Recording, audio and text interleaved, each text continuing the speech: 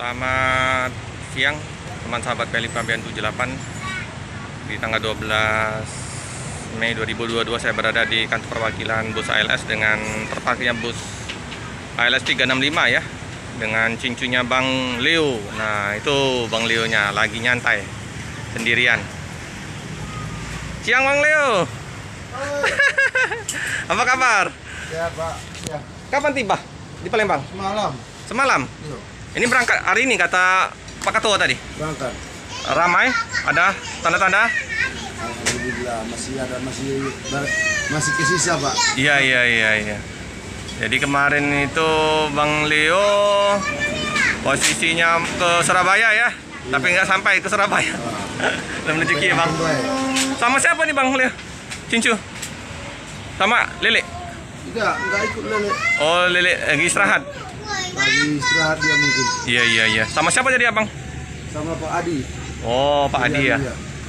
Oke teman-teman ya. Jadi diberangkatkan hari ini jam 2 siang dengan cincunya Bang Leo. Nah ini ya. Ini Bang Teletabis. Bang Teletabis yang kemarin yang diliput oleh Lele.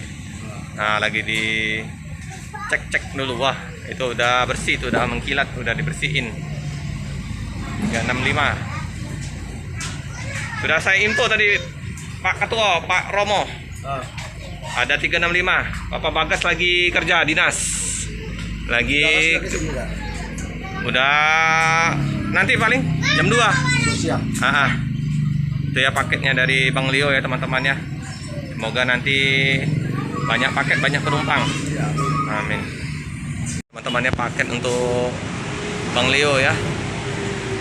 Nah, itu sopirnya, sopir 2 ya, Bang Adi Supriyadi ya. Kita lihat kondisi mesin dari 365. Nah ya, sudah dibersihin. Yang kemarin trouble di Lampung udah diganti dengan mesin. Udah bagus ini ya, kering ya. Nah, jam 2 berangkat. Mantap ini. Ya loketnya di Jalan Soekarno-Hatta ya. Lintas barat kita ya.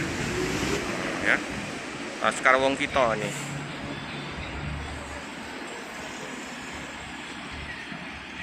Bus dari Medan, dari Pulau Jawa belum nampak ya. Masuk ke loket Palembang. Bang. Istirahat dulu ya. Istirahat jam 2 nanti Bang berangkat Bang ya. Iya. Oke lah.